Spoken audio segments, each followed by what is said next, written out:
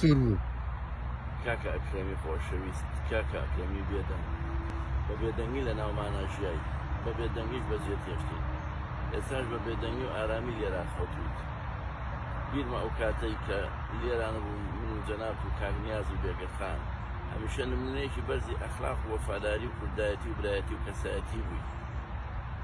کاکە ئەکرەم، بیرتە زۆر جار باسی خواسمانە کرد و حتا بیرشم دێ لە کوردستان گەڕابوویتەوە باسی منیان کردەبوو گوتبوو دەتەوێت لە ڕێی کارەکانیەوە بێت بە ئینسانێکی خزمەکار بۆ ئەو نیشتیمانە. وعدەکەم هێناوەتە سەر بە پێی توانای خۆم، ئەوەندەی ئەتوانم ئێستا لە کوردستان خزمەتی هەژار و فەقیر و ئەدیب و دۆستان و ڕەفیقەکانی خەڵەمی جەنابت دەکەم. ئەوانەی ئەمڕۆ قەڵەمیان بەدەستێ و هونەر و هونەر ئەپارێزن و خۆشیان ئەوێ پشت و پەنای ڕاستەقینەی ئەوان ئەبم. ئەوەندەی تواناشمە بێ هەوڵم داوە لە ڕێی چاپکردنی کتێبەکانیانەوە، شعرەکانیانەوە، هونەرەکانیانەوە. هەروە ئینسانە بە ئەمەکانی نیشتیمان بۆ هەمویان پەیکەرم دروست کردووە.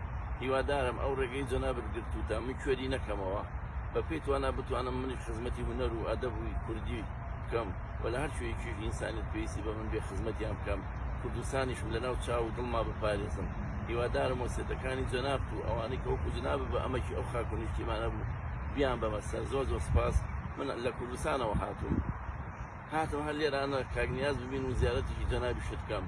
شکر ئاواتەکەم هاتە دی خواحافیزی لێکم. ئیشەڵا هەر ببینم بە گەورەی و بە خۆشەویستی لای ئێمە هەر کاگەکرەمە بێدەنگ و خامۆشەوی هەرەوە ئینسانە بە ئەمەکە بووی کاتی خۆشخوان لەگەڵ.